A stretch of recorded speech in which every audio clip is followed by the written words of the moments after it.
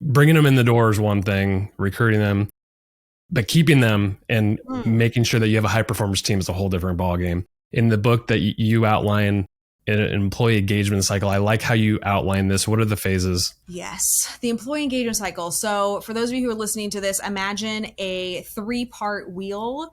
And at the top of this wheel is this alignment phase. So that's really the first introduction into your business, telling people who you are, what you're promoting, exactly what I've been talking about, and then aligning them on probably the first anywhere between 30 to 90 days in the organization.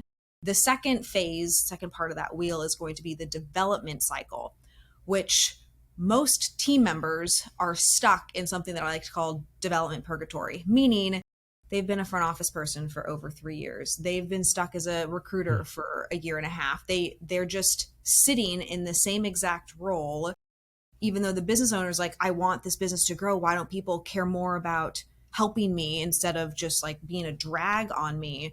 Well, they're not really thinking with why is the recruiter going to actually help you if the recruiter doesn't know what transition, which is the third part of the wheel, looks like. So how do you create this process in your business where people are really clear on how to align with where your business is going and who you are, then why they need to be the best at that, which is that development phase. Like, why is somebody going to show up for 9 months straight doing the exact same thing every single day? Well, it's ideally because they know what transition looks like, so they can either get paid more, have more responsibilities, have a different title. And then once they do transition in a new role, you have to realign with what the objectives of that role are, what your new responsibilities are, and then you're going to develop yourself again in order to get to the next role. So these cycles, this wheel should just continue. And that's how you create a high performance culture.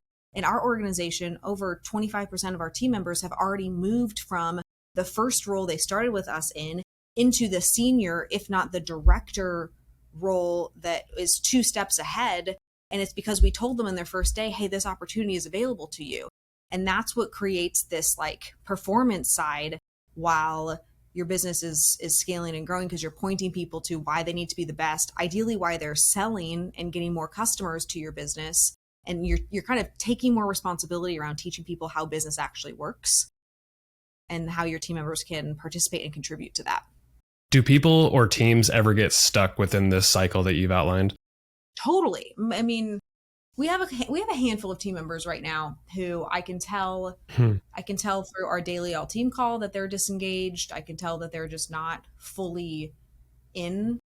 And at this point in our organization, we can handle maybe 10% of our team just like kind of being stuck there, but still fulfilling a role. Right. But when you're early on in your business, if you have less than 25 team members, you can't have 3 or 4 people that are just okay with staying in the role that they're in, because you need the growth to come from somewhere. And I always like to think, would I rehire this person? And if I say to myself, I probably wouldn't rehire this person, then that conversation needs to take place. Hey, this really isn't working for us any longer. And we're not shy to let people go when we know that we wouldn't rehire them.